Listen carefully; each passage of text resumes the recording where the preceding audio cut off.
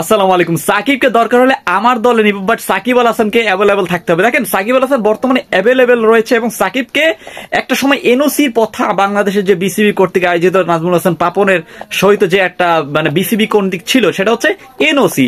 বাংলাদেশের আইপিএল এর মতো টুর্নামেন্ট যেখানে কিনা প্রত্যেকটা প্লেয়ার একটা ভালো অর্থ উপার্জন করতো, সেক্ষেত্রে এই অর্থ উপার্জনের ক্ষেত্রে কোটি কোটি টাকা পেত, কিন্তু বিসিবির সেই কুনজরটা ছিল যেখানে হচ্ছে আপনার 14 ম্যাচের ক্ষেত্রে 4 ম্যাচ 5 ম্যাচ খেলানোর ক্ষেত্রে, এবং সেই প্রথা হচ্ছে আপনার বাংলাদেশের কোনো প্লেয়ারকে সেই ক্ষেত্রে নেওয়া হতো না। কিন্তু দিন শেষে এখন ফারুক আহমেদ জাস্ট একটা কথা বলে দিয়েছে যে ভাই এখন আর ওই ধরনের কিছুই হবে না, এখন প্লেয়াররা প্রত্যেকটা এনওসি পাবে এবং সর্বোত্তম প্লেয়ারদেরকে গুরুত্ব দিতে হবে। সো সাকিব আল হাসানের বিপক্ষে এখন সাকিব যেহেতু বাংলাদেশের ক্রিকেটের সাথে ইনভলভ না, সো তাকে তিনি পুরো আইপিএল জুড়েই খেলতে পারবে। ইভেন নাহিদ রানা বলেন, মোস্তাফিজুর রহমান বলেন, তারা যদি সুযোগ পেয়ে যায় তাহলে অবশ্যই তারা পুরো সিজনটা আইপিএল খেলতে পারবে। একটা কথা চিন্তা করেন, গত বছর আইপিএল এ মোস্তাফিজ যদি পুরো সিজনটা খেলতে পারতো টপ লিস্ট নাম্বার 1 হতো। এটা টু বি ভেরি অনেস্ট, আপনি মনে করেন কিনা আমি জানি না, বাট আমি পার্সোনালি ফিল করি।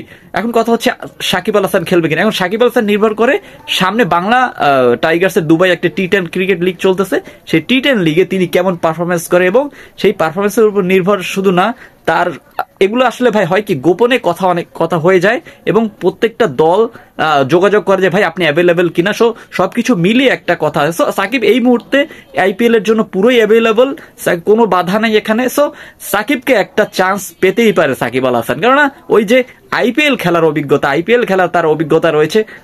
কে কোথায় খেললো, কে কি করলো সেটা দেখার বিষয় না, আগে আইপিএল খেলার অভিজ্ঞতা রয়েছে, তার পরিপ্রেক্ষিতে সাকিব আল হাসান অবশ্যই সুযোগ পাবে। কিন্তু বাংলাদেশের প্লেয়ারদের নাম ডাকা হবে প্রায় 170 থেকে 190 এর ঘরের মধ্যে।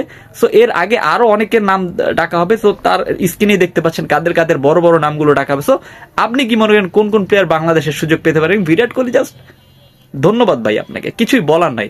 আপনি কি বলেন কারা কারা বাংলাদেশ থেকে সুযোগ পেতে পারে? প্লিজ কমেন্ট করে জানাই দেন। ধন্যবাদ।